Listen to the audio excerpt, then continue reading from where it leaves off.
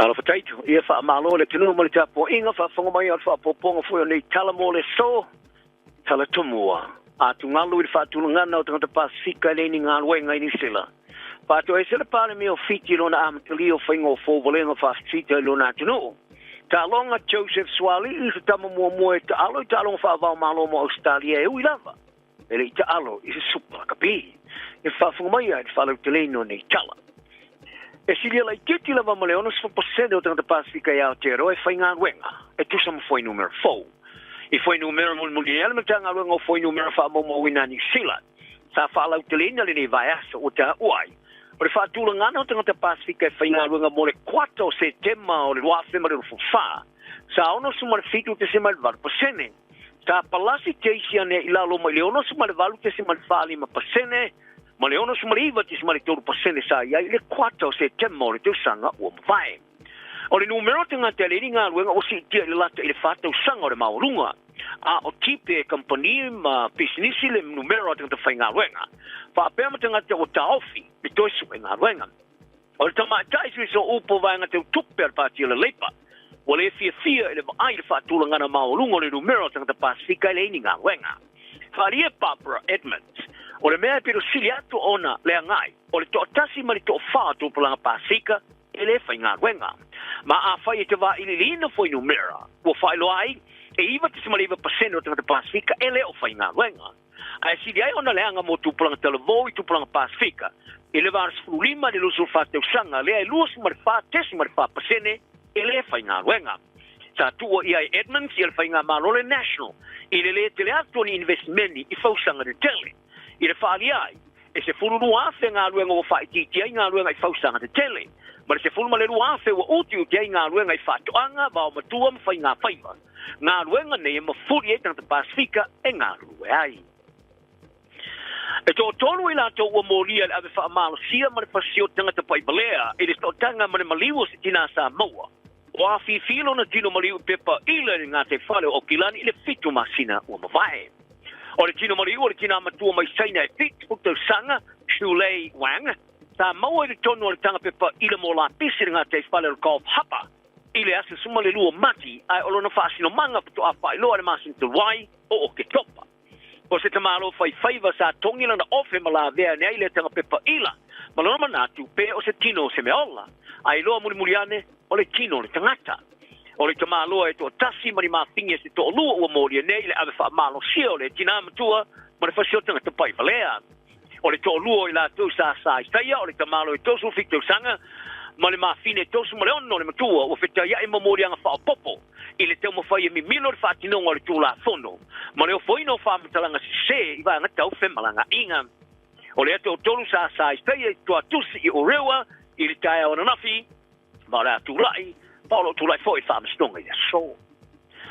O te mai te a fia i ngase le mpana to e tongo fitia terminally ill children. Ma o la to ainga e no fori telo i tulangi ni sile nei.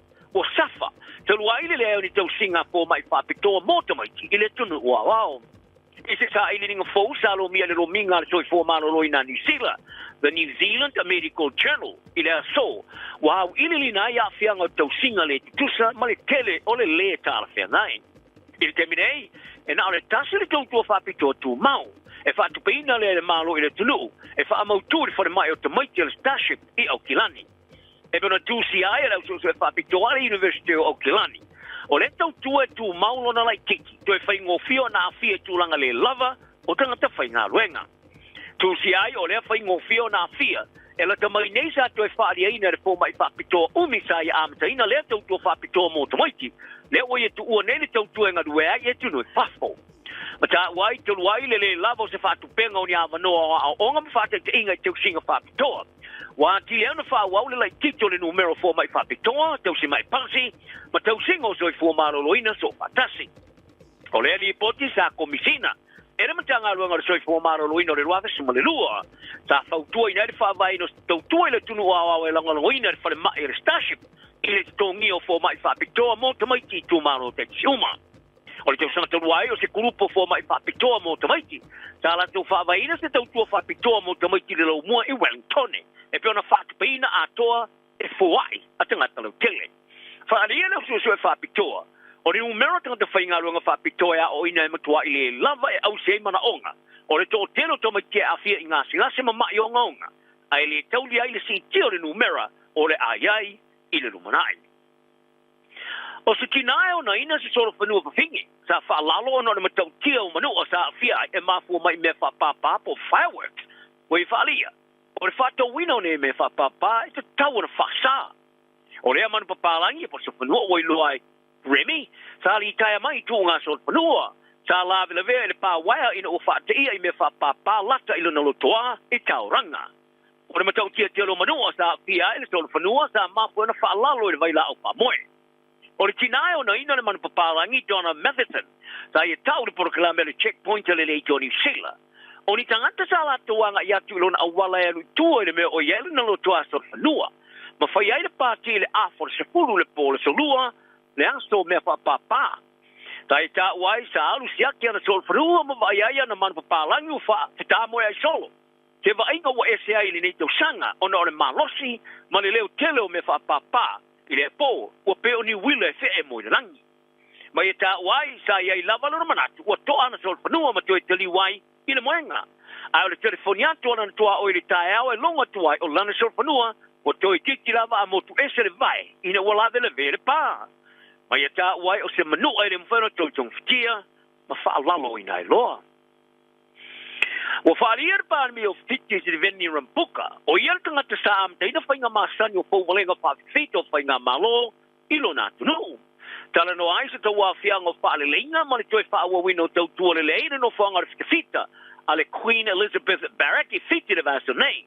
Sa tāpa i rampuka si whaamangalonga mai ainga sa whano nisi o lātu ainga i teime o fōwalenga, le sa e te ia le wafe. Li puti ai li poti whalo te whale. Sa whato e se whai rampuka tu sa mara ngā ioinga sa whaia. Whapea ma ngā ioinga sa whaia George Spate ma Frank Baini Marama. Le whai sa te ia whauwalenga whafta whita mun muliane. O le tai o le tu te te i nia Seiuli Ratu la i whalia. O nisi wa whaia whai unga whaangalo tuanai. Ai oisi. O lo la ngona lama le mawhatia ma le awhia ma le ki ngā. Ia taro talonga wa whirpiria whai a onga le Wallabies Australia, Joe Schmidt, ia Joseph Aukusa Swali. O lana talonga whai taulia mō mua ilana au e mō mua taalo, ma ingelani le whai ungore nei vai aso. O le talonga whai taulia mō mua le aswali i le kapifa avao malo, talu mai lona teimi sa taalo i au le kapia o ngā maulunga ma au i lalo simalvalo tausanga Australia. I talonga ma au le kapia o ngā maulunga ni sila, i le ruafesefu mreiva, ai le liu i le kapiliki. Ai wa saini nei sana fe ngai ngama la kapia Australia ma la kapia New South Wales. Mo le tolu sanga se fe ngai fa tau miliona tala. E u lava ole tau le luso se sanga e uti no malam la ma talo fa va malo ile la kapioni. E le ta alo fo ile ta ma sanga su pala kapi. Ai ola na ta alo sa ia ile kala politia le Sydney Roosters ile NRL. Wa lava le fa tangai ona mo mota mo e ofu no mesmo le tonu le ine tua ane Wallabies.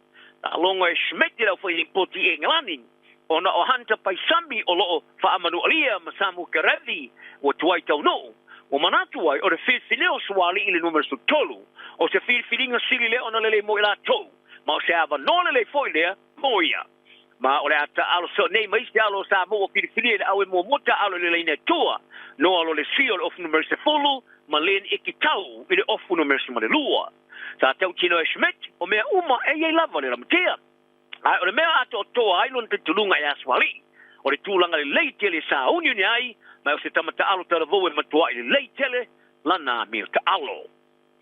Ai, o le temine e sa unioni o Blacks is whalu ngoro matau tia o le ai Dublin. A o sa unioni ta alo ma le au numero tasi le langi ai alani. I le tai au taimia ni sila. O tilo ia Ireland e tue tau i whaia in the quarter final, lusu valu lusu whai, penalty parani. Ina tau sang te wai. Whaftai ai le loka Sam Whitelock, le sa ingo ia le polo au tam whai, e tali te lia los whainga Ireland. Pari ia le kapteni Scott Barrett, o i loa le leia le aule se sengo lu tau whata oto e Ireland, ai maisa i ona lava ele Dublin. Mai e tā wai, o se tasi o tā alonga māta, ina le tā alonga sa iari tau sang te wai, le tā amarasanga i pole rangi, ma wala tau loa nei le tu ai ngole a tā aloi ai alani, i le aso a tā au. O le whai au ngā mua le kapili ki ari Kiwis ani sila Sir Graham Lowe, wa a vea mata ke fono le tau wfonga le kala politi le Southern August, Mole lai sene falo tele tuai awol NRL Australia kala estete. Ole solulu sa for folai le Southern Orcas, yelana ta talo sangalo ia mo se le sene. O se vaengo fufuanga falo tele ngo awol NRL il motu saute o New Zealand. Ole tolu ia leo klupo te wofo mo se kala polike fa vaine kala estete. E muni mai lele te warfonga al South Island NRL bit. Ta te ia te for mo le ka pelike Canterbury Tony Kidd. Ole isi fa ya o mo le Kiwis mo le Warriors Frank Endicott. Ma le te warfonga le South Island Kiers. E fa te mo ina le the city mo le NRL mo le ka pia New Zealand David Moffat. Olo fo ina le NRL e fa lo tele le lus pro au mo le tamar sanga le lumanai e pitai.